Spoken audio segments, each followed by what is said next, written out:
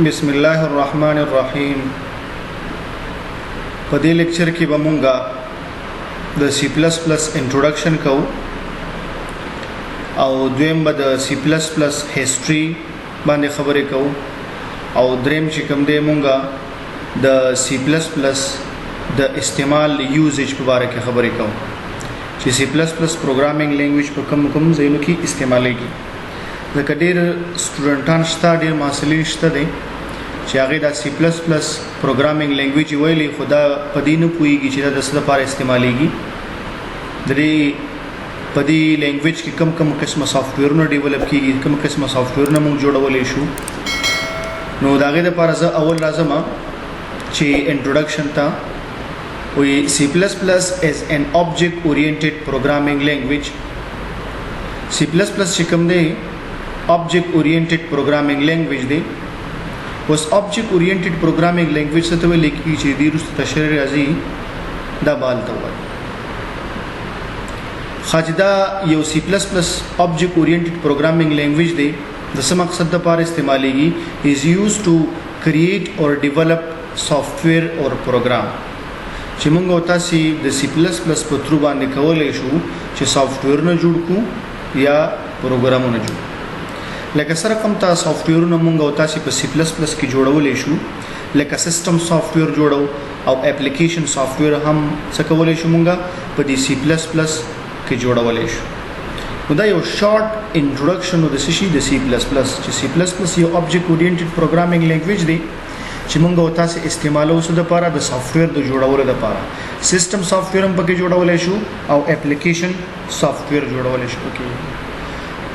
اوس دویم راځو د C++ هیستوري باره کې چې دا خو یو لینګویج دی چې دا څو وخت کې جوړ شوی دی او چا جوړ کړ. C++ چې کوم دی ډیولپ کچا یعنی جوړ کو بیجان اسټراستوک دی په نوم باندې یو سړی و چې د C++ جوړ کړ. دینه مخکې یو بل لینګویج استعمالېده چې C ورته ویل کېده نه. نو C اماغه لینګویج راواغسته او څه اضافه واله پکې وکړو ځکه دا دوه علامې چې کوم د جمع دي پلس د انکریمنٹ معنا ورکې د زیاتوالی یعنی C پروګرامو هغه کې زیاتواله رااله نو ځکه وته C++ وایي. دویمه خبره په دې کې دا چې دا په کوم ځای کې جوړ شوی دی؟ بیل لیبارټری کې. په USA کې یو بیل لیبارټری او هغه کې څه وکړ دغه C++ جوړ کړ په 1909 کال کې 1979 کال کې څه شو دا ډیولپ شو جوړ شو. خو کله C++ جوړ شو نو دته به C++ نه ویلا د اصل خپل نوم څه شو اوله کې چې کله د C++ جوړ شو نو C with classes په ورته ویل. ځکه تمام برول چې object oriented programming language دی. object oriented programming language کې ټول کوډینګ چې کله موږ کوو د object او د کلاس په تر باندې کوو. وروسته به تاسو په دې باندې پوه شئ. نو ځکه دې ته اولنې نوم یې شو C with classes. بیا وروسته په 1983 کې یعنی 1983 کال کې د څه تبدیل کړ C++ نوم ورلا ورکړ. هغه C with classes نوم چې کوم هغه تبدیل ک په سبانه چینج یې په C++ باندې. نو دا یې چې موږ سره د C++ هیستوري شو. دریم راځو د C++ د یوزیج په اړه کې خبرې کوو چې دا په کوم ځایونو کې استعمالېږي.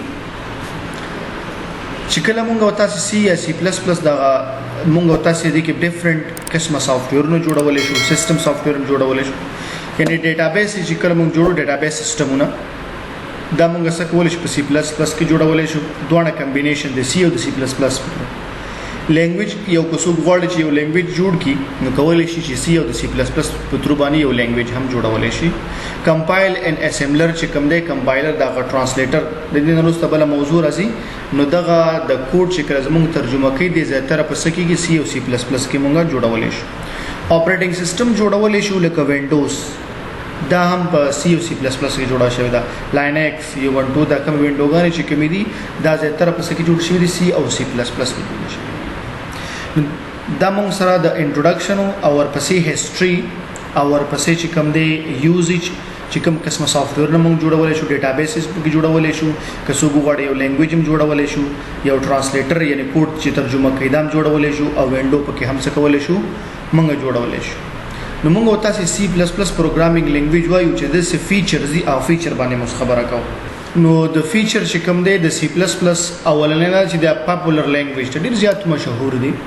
کله چې څوک وغواړي په کمپیوټر ساينس کې پروګرامینګ سایټ ته لاړ شي نو د هغې دپاره ضرور دا چې سی او سی پلس پلس باید دغه لینګویج ښه زده وي. نو ځکه دا پاپولر لینګویج دی زیاتره ډېر سافټویرونه لینګویجي ډیټابیسز په دې کې جوړېږي. یعنې دا د کمپیوټر ساينس اولنۍ پړاو ده چې کله ته پروګرامینګ سٹارټ کړي نو دا باید اول زده کړي. دویمه خبره چې ویل سټرکچر لینګویج دی خپل یو جوړښت لري د کوډینګ د لیکلو.